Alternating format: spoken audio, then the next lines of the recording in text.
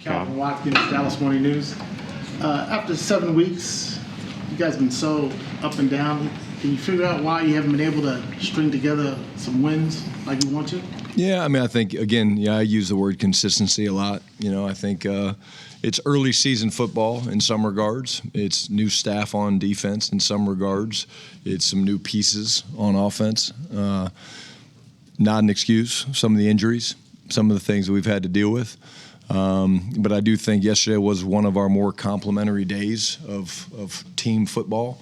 From the offense, moving the football, scoring points, the big 2-minute drive at the end of the first half was huge. The defense doing a good job stopping the run, controlling, Jaden and affecting him. The kicking game, I think, we made all of our kicks. I think we pinned them down inside the 20 4 times, I think, 2 punts and 2 kickoffs. And, overall, I felt like, hopefully we're finding our stride. And like I said, no one cares where we are today. That doesn't matter. What matters is where we're going to be in January. Did you reiterate that to your team that, hey, let's just not worry about the standings because you did move up in the standings and that kind of thing? Yeah, I talked to the team about 2 things. Number one, fundamentals. I think, I said it, a very wise old coach with bottle glasses used to talk about you have to focus on fundamentals more in late October, November, December, because most teams don't. And so I talked to those guys about that. I think that'll help us clean up some of the penalties. Too many penalties yesterday. 12 called, 11 accepted. And honestly, I was complaining a lot to the officials, but we actually, most of them were well-deserved. And I do like the fact that they were combative, but we need to cut that number in half. And the way you do that is really to focus on the fundamentals. And so that's something we're going to do. The other thing I talked about was the perspective. Keep everything in perspective. The world didn't end when we lost to Carolina. You start a new week. And so we got the win. We played good. And, now we're on to Denver. They actually took my word for it. They actually wanted to come watch you guys work. Everybody wave. Wave to the crowds. There you go. I said it. They did it. Yeah, they did it, yeah. They really want to be in here, but we don't have the room for them, so. Clarence Hill, DLLS Cowboys. A couple of housekeeping things. Oh, I love it. Let's do it. Diggs, is he out of protocol, in protocol? What's the plan here? Yeah, he's still in protocol. Yeah, still in protocol. We did see him today. Jim and our doctors did see him today, and they sent him home. So he's still in protocol. 2 other things. Demo put T-21 on his Twitter account. Is he announcing something for us here? Yeah, the plan is good news. I'll start with, we're going to be bringing Mingo active. Beebe will open his window. Expect him to be out there Wednesday. Revel going to open his window, and then number 0 will be out there running around on Wednesday. So again, don't predict they're all playing, but again, we're excited to get those guys back, and they've worked so hard, man. I'm really, both Demo and Vaughn and really all the guys have worked so hard to get back that I'm excited to get them out there, but we'll be smart and we'll ramp them up and see how they do. I'm sure you've been in personnel meetings. Does what you guys did yesterday to return these guys make you more inclined or less inclined to do something before the trade deadline to help this team out? We'll always look at everything. You know that. I mean, I think Jerry and Steven and Will, they're always open for business, and this time of year, you kind of let those guys focus on it because we're so busy game planning and all that stuff. But I am very pleased with the way our guys played yesterday, and not pleased with the consistency that we performed with. But I really feel like it was a very good game. I said last night, and I'll say it again, there were things we need to clean up. I think offensively, our pass protection was not the standard. Dak took too many hits last night for different reasons and different breakdowns and all of that. Defensively, we have to make people kick field goals in the red zone. You have to do that. The league is a high-scoring league right now, and we have to do that. And it starts with us stopping the run in the red zone and then getting off the field on 3rd down. And really on special teams, the thing we kind of talked about was, we have to let Terp get loose. And it's a lot easier than just saying, hey, Terp, go do it. You know, you got to sustain blocks and do things like that. And that goes back to my message to them about fundamentals. Brian, Todd Archer with ESPN. The defensive changes that were in place yesterday, is that something continues to go forward, or is that a week? Did you view that as a week-to-week? Yeah, each week's different. You know, hey, let's be honest. We played good defense yesterday. They had a few guys out. I don't feel bad for them. We've had a lot of guys out, but we're not sitting here saying, "Hey, we're ready." I mean, we're it. We're not saying we're it right now in any phase, but we're going to keep working hard. And we put together a great plan. The guys executed that plan. The guys practiced well. It showed up throughout the week, and man, the communication, I just can't say enough about that, Todd. I mean, just the way our guys communicated, and with some different pieces in there. Marquise Bell did a really good job. I was really proud of him. Shamar James. K9 was awesome. I mean, it's so good to see him kind of take control, and that was great. And then, you know, Donovan Ezeraku, I mean, I just think he's a rising star. John, you got it? By the way, Todd's the only one that says hi. You guys ever notice that? He says hi. Todd Art. No, it's too late. Thank you. I appreciate that. It's, you know, he says hi.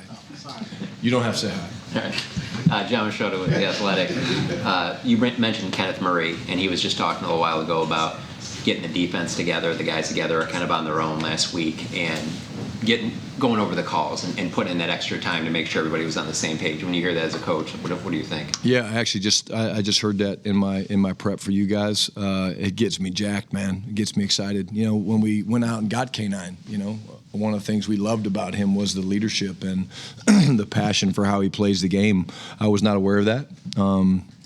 But you saw a defense that was connected. That was kind of his word, and I could not agree with it more. I mean, the play style, running the football, the passion. I gave some love to the two young guns, Shamar and Easy, on their, you know, first sacks for both of them. The passion and the juice that they bring is amazing. And I will say this, man, I just, you know, we thrive on juice and energy as a coaching staff, as a football team, and I can't say enough about the fans, man. And that environment was awesome. They matched our intensity that we love to play with, and our guys fed off of it, and it was really cool to see. And then for you as an offensive play caller, you obviously had an idea of what the offense could be when you made the move for George Pickens. But like a game like yesterday, when you're calling that offense and you have George and CD and Turpin and Ferguson and Javonte, like, just what is that like? Fun. I mean, it really is. It's fun because you can call plays, and you like. One of my favorite plays was a little check down. We were actually hot. We got beat inside on something, and Dak dumped it off the turf out there in this little swing pass, and you know, he spins out of it and goes for 15 yards. You just see the speed and explosiveness. The throw in 2 minutes from Dak to GP was incredible on their sidelines, which kind of got the 2 minute drive at the end of the half jump started. 88 is really good at football. I mean, we should keep him. He's really good. And but again, what I enjoy is watching these guys play the game the right way with passion, having fun. You know, I challenged them. I did in a serious way. I said, you know, look, I don't personally have an ESPY, but the Seattle Seahawks, when I was a coordinator, had an ESPY for the best celebrations. So, but to watch these guys have fun and celebrate with each other, man, like that as a coach, that's what makes you fulfilled, because you see them playing the game together and loving it. When the love for your brother is more important than the love for your own stats, that's what gets you excited. And real quick on that, thinking of celebrations, Jake gave you that ball, and then you gave it to Dez. Did you ever get it back? Dez did catch it. He did. I had no idea. Literally, it's one of those deals where you like blacked out. Like, he gave me the ball and the emotion of it all. I don't even know why I did it, but I did. And then Dak said to me, I think I told you guys this, Dak said to me, he goes, you know, you threw that ball to Dez Bryant. I said, no, I threw it in the stands. Obviously, my arm's not as strong as it once was because I couldn't even get it into the stands. But we say we're getting it back. Now, I saw Dez after the game. I didn't get it back. So Dez, I'd like to have it back. Fergie gave it to me, out of love. So, yeah, it's one of those deals where you get caught up in the emotion of a game, man. And I was like, I did. And they're like, yeah. I was like, okay, take your word for it. Nick Harris, Full Star Telegram. With Revel, I'm sure it's been an interesting process for him, frustrating at times. How have you seen him be able to kind of embrace this process and be ready for when his name is called? Yeah, it is a challenge, Nick. It really is. And, there's a lot of emotions that go through it. I mean, these guys lay in their beds at night and they think about, man, when's it going to happen and all those things. And, there's tears and there's fears and there's all kinds of things like that. But you've just seen it over the last couple of weeks working with Britt. You've seen the confidence and the change of direction in the thing that he's doing, which now makes us very comfortable opening his window and letting him go out there and play football, which he loves to do. And again, it'll be mostly scout team stuff probably this week, and let him run around and chase CD and George and those guys around and see how he does. And he's going to make mistakes, but I'm pretty sure that he's really, really good at football too. So, again, like I said, I can't. Even as a coach, you don't understand what these guys have to go through when you're injured and you have to come back from the injury and all those things, and the mental toughness that it takes to overcome those things. And just proud of them. As a coach and evaluator too, how excited are you to see what his on-field product will look like for the first time? He was playing really well before the injury. You guys got him in the third round. Just what's kind of the excitement around that? Yeah, again, I think the size and the athleticism jumped off the film in college. I think that, again, he has the traits that we love in corners. They have length, they have competitive spirit, things like that. They've got change direction, the ability to play man-to-man. Again, I'm not going to put, I don't want to go too far over the top in my praise for Von because it's going to be a little bit of a process. But I'm excited to get him out there on the grass, running around and chasing around some pretty good receivers. Hey, Dave Loffenberg, 105.3 The Fan, Cowboys Radio Network. You guys had scored 16 points in the first 6 games in the first quarter. You had 17 yesterday. Was that a point of emphasis throughout the week and continuing? I mean, you got it going early. Yeah, well, we actually, one of the reasons why, we talk about having a strategy and a plan, and one of the reasons we actually received was, well, number one, we felt good about the plan, but we also wanted to be able to control the decision with the sun. That's something we've always talked about. That's what the satellite imaging told us to do. Again, I think, there's a confidence in our offense and what we can do, and George, I think, leads the league right now in yards gained because of pass interference penalties, and people still continue to play him one-on-one, and we still continue to throw the ball up to him. And so usually good things are going to happen. But I think, it's got a lot to do with the execution and the players, and we hit the openers, and they kind of know them. But each week's different, and it's going to be a hell of a challenge. I'm just getting into my beginning prep for Denver, but wow, what a great defense, and the job Vance Joseph's done with that crew over the last couple of years is really impressive. Garrett Podell, CBS Sports. Hey, Brian, with DeMarvion Overshown, this is the second. That's Brown. It really is. That's awesome. Give him a question. Give him an extra question. Clarence waits for the walk-off for him Yeah. to say This hi. is the second time you've seen DeMarvion Overshown work his way back from one of these knee injuries. What difference or what have you seen from him this time around? I think just how much he's been around Flus and how he sits right in the front of the meetings. As I've been sitting in the meetings, he sits right in front, and he's got sunglasses on, which is kind of cool. I can't pull that off. I'd try, but he's sitting up front. He's intent, like you hear him wanting to answer all the questions when they're asking other guys. You see him kind of mouthing the answer. I just think it's the understanding of, he knows the physical part's going to take care of itself, but mentally and understanding the system and the calls and close left and rock logs and all the different things that we do and the checks we have to make versus certain formations, man, he's all into that. So I think as you mature as a player, you understand that it's not just the movement skills and the ability to tackle and run guys down. It's the mental side of it. It's a chess match. And I think as he's gotten older and wiser, I think he's really attacking the playbook. Speaking of defensive meetings, Jerry Jones credited you for being in the defensive meeting room a lot for how the defense played on Sunday. Do you plan on being a regular participant in those meetings going forward, or was last week your involvement just kind of a one-off? No, and again, I appreciate Jerry saying that. I mean, I went in there in support of those guys and wanting to ask questions and share my insight in how I would attack them. I will continue to do that. I think it's part of my job as the head coach, and I was in there today. I'm not just going to go in there, when times are tough. I'm going to go in there when we come off a good game. And but look, that defense, those players, Matt, his staff, they deserve the credit, not me. Joe. Joe Hoyt, Dallas Morning News. Brian, you kind of alluded to the DPIs for George Pickens so far. Do you, as a coach, I know he's an expanded route tree here, but do you kind of coordinate and say, hey, we're going to have him on a vertical and that'll be our fail-safe, because if they give us man coverage, usually it ends up being pretty good? I wouldn't say that's the only thing we do, because I will say, and I said it last week, I think moving him around has paid big dividends for us.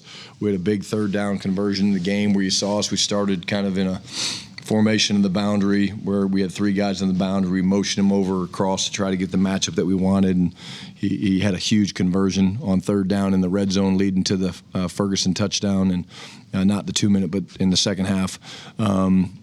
We just know that we've got some guys, if you do want to isolate them one-on-one, CeeDee's pretty damn good too on go balls and 50-50 balls, and you have Turp running down the middle. And so I really think the answer to the question is we're comfortable that we can hurt people when we play well and we execute and we block and run and all those things, that we match up well versus most people. Obviously playing at elevation, Brandon Aubrey's, we've almost been waiting for the record almost to happen. Do you expand his zone a little bit now that you're in elevation this week? Let's see how he practices. I mean, I don't know. A guy might not be very good. I don't know. I mean, I think he's probably pretty good. And, look, like I said, I showed to the team today the 61-yard field goal. And what amazes me, and I'm not a kicking expert, what amazes me is the ease of just the way the operation goes. And I also said this, and he backed me up on it. It's not just him. It's why we went out and re-signed Trent and Banger, but the protection unit. I mean, you look at block kicks in this league right now are the craze in the National Football League. You see more people attacking A-gaps and big bodies, and they're tipping balls, and none of that stuff happens without solid protection and solid timing and things like that. So it really is a team deal, and altitude might make it a little interesting though. Newy. Louis Scruggs, NBC5. Mingo said he's excited to play because he's not played with Dak yet. What does he need to do to be active in this game? And obviously, you got now Mingo here, a more stacked receiver. Yeah, again, I think last week was a great step for him. I really do. I think he practiced well. It was very close. We almost, did it last week, but we felt like, give him these next couple of days. And just, again, the consistency of it. We're a very deep receiver room. And we're getting deep. And so he's got to show the ability to go in and make plays and get that timing down with Dak. And there's also a special teams element to it. One guy I'm going to continue to rave about is Ryan Flournoy. I mean, Ryan Flournoy right now is playing well for us on offense, but he's excellent on special teams.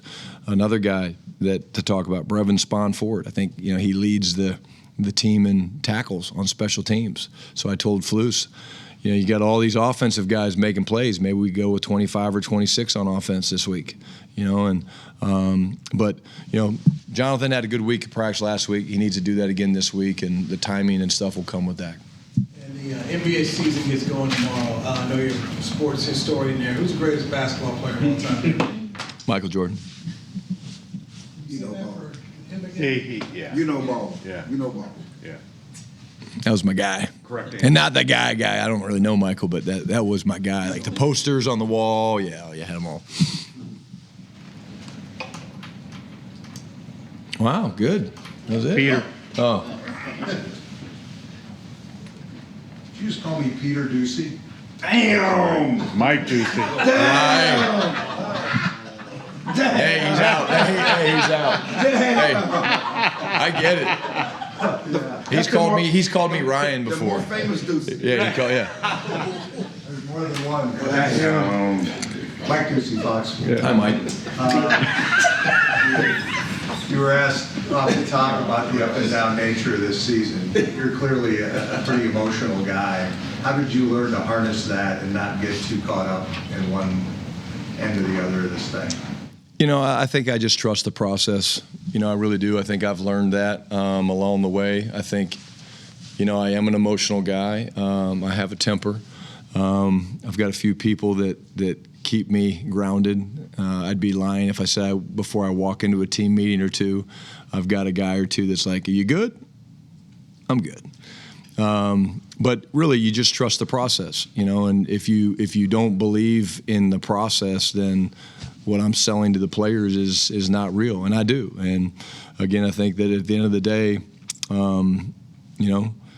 we're going to be judged in whatever it is, 3 months from now, how we're doing. I see our team getting better. I really do. I saw a big step forward for us yesterday as a football team. I'm so proud of our ability to protect the football right now. We're 4 games in a row, knock on wood, of not, giving it up. We called it a goose egg, and then we've taken it away. We went from, actually I said it in the presser probably week 2 or 3, we were -5 at one point. We're back to even in the giveaway takeaway ratio. That's a huge part of it.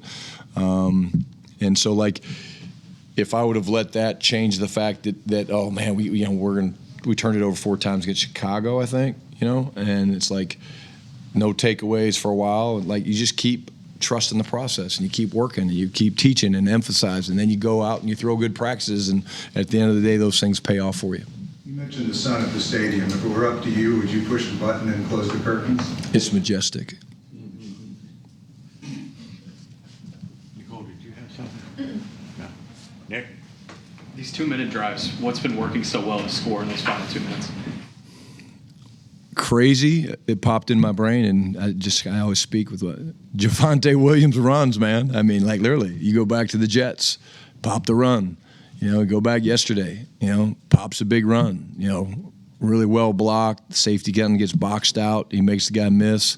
But again, the confidence in, the big plays. We can generate big plays in a hurry. It doesn't take us very long sometimes to go down the field because of our talent.